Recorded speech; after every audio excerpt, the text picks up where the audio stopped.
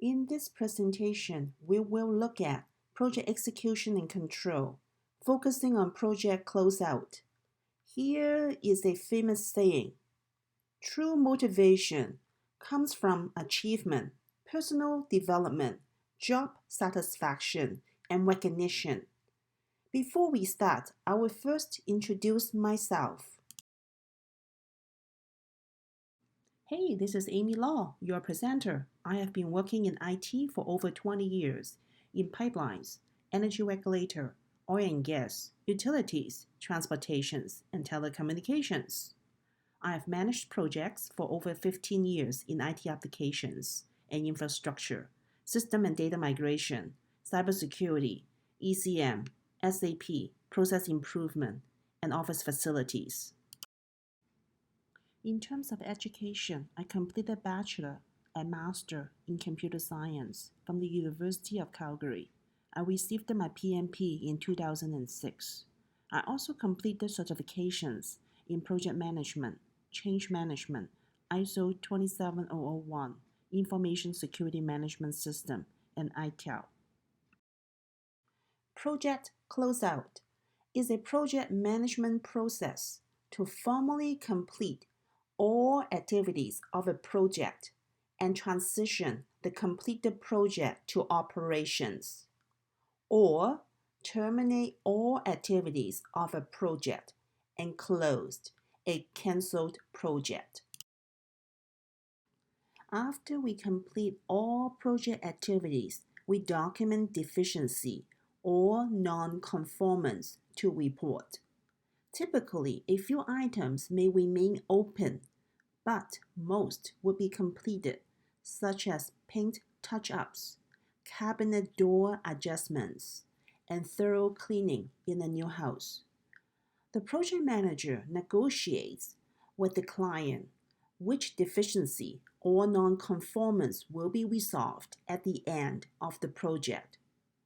As a project manager, you are interested to resolve the issues, capitalize the expenditures, and finish quickly. On the other hand, your client is interested to resolve all issues without additional time or budget. Therefore, negotiation is essential and rewarding, even though it can be time-consuming and challenging. The negotiation will result in one of the three options. Option 1, the project will fix it within the approved budget and time. Option 2, the project will postpone as it is just not feasible within the project constraints of time and budget.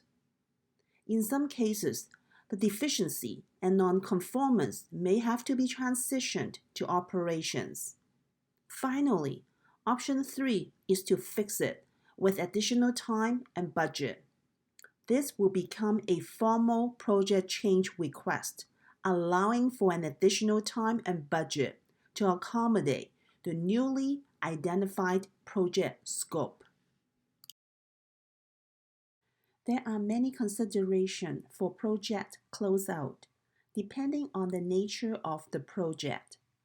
When the project is about to launch a new operating system, such as Microsoft Windows 10, we usually offer a short-term exposure of the product as a free beta and followed by a formal rollout of the product. When the project is about to release a new custom software, we usually offer a warranty period immediately after the launch. This means we have to prepare to address a high level of service calls during the warranty. We may also want to define the three-tier support. The first tier is the call center, equipped with the general how to use the new software. The second tier is the project team. They have a thorough understanding of the new software. The third tier is the vendor. They can be accessible to address specific in-depth issues. On the other hand, we may consider to run the new software and old software in parallel during a commissioning period when the project replaces a legacy software. This is a parallel running strategy for system changeover so that a new system slowly assumes the roles of the older system while both systems operate simultaneously. Last but not least, we always plan for transition to operations with training, documentation, and coaching because project is temporary, whereas the operations keep the lights on. Lessons learned are the documented information that reflects both the positive and negative experience of a project. They provide future project teams with information that can increase effectiveness and efficiency. Project managers can build on the experience that has been earned by each completed project. As a project manager, I usually invite key stakeholders to a lessons learned meeting. In the meeting, I first draw a line on the board to represent project timeline from the initiation to the closeout. Then I ask the participants to identify 2 positive project events and 2 negative project events. Then I ask them to put each project event to a sticky note. For example, a positive project event goes to a green sticky note. A negative project event goes to a pink sticky note. If the project event is neither positive nor negative, put it to a yellow sticky note. I usually give them 10 minutes to do so. Then I ask the participants to put the sticky notes to the project timeline. As appropriate, I ask the participants to further describe the event. The graphical timeline provides a visibility to which project cycle and process has the key project event. The future project can leverage the timeline easily and make reference the importance in each project cycle. Another way to collect lessons learned is to use a form. You can distribute the form to project teams and asking for project assessment feedback on a variety of categories.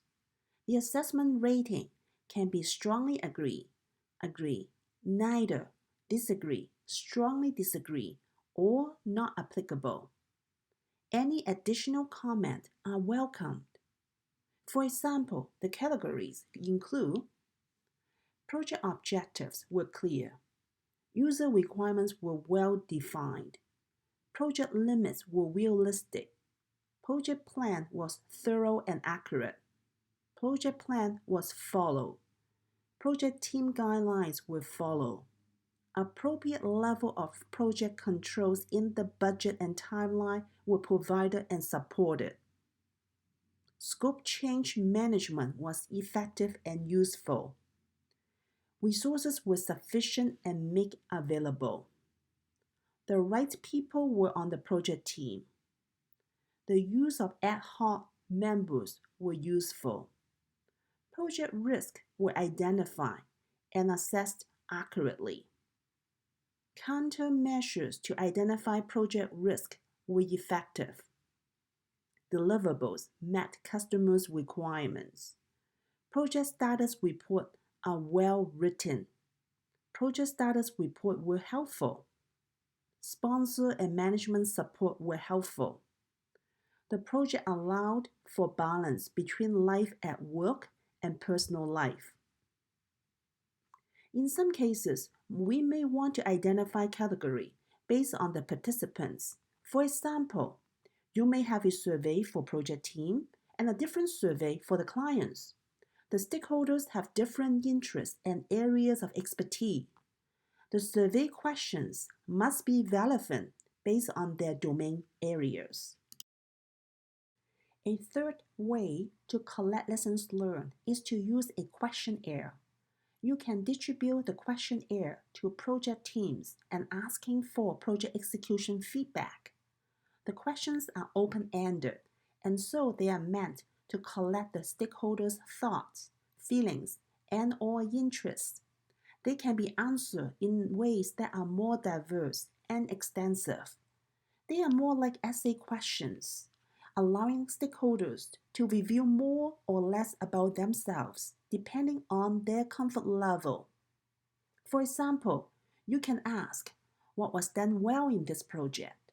What could have been improved in this project? What were the bottlenecks? What improvements should be made for the next project? In terms of project deviations, you can ask, were there any deviations to the approved project cost, time, and specifications? Why did the deviations occur? Could they have been avoided? These questions drive for perceptions of the deviations. A project post-mortem is a process usually performed at the conclusion of a project to determine and analyze elements of the project that were successful or unsuccessful. It is intended to analyze and feed process improvement.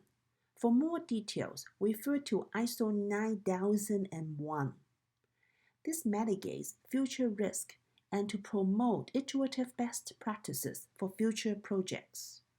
The project post-mortem is not the time to find a scapegoat. Here is a project post-mortem process.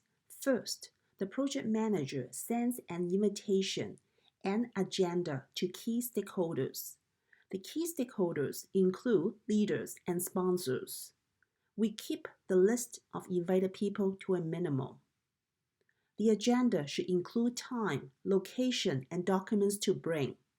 It should also include key issues to be discussed, summaries of lessons learned, and general recommendations.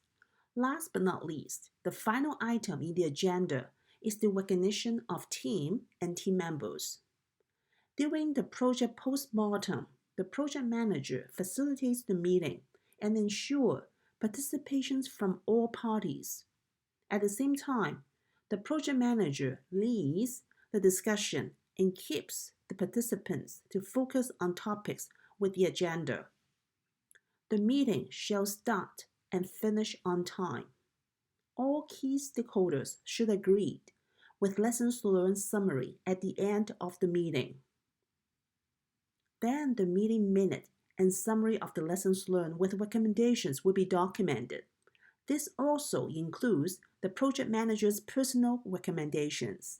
Finally, the project manager distributes and archives the project post-mortem report. As appropriate, the project manager makes follow-up and implements lessons learned and advice. Recording lessons learned is not enough. They must be implemented and ensure they are put into practice. So there are cases where PMO, Project Management Office, has mandate to track and implement lessons learned. This is considered to be a cultural change. The end of the project is not the end of all work. Team members may be contacted to collaborate in measuring achieved benefit. For example, they can be asked to provide training and coaching. The tracking and measuring benefit must be implemented. Several key elements to consider for project closeout. First, issues should be all resolved to the satisfaction of the client.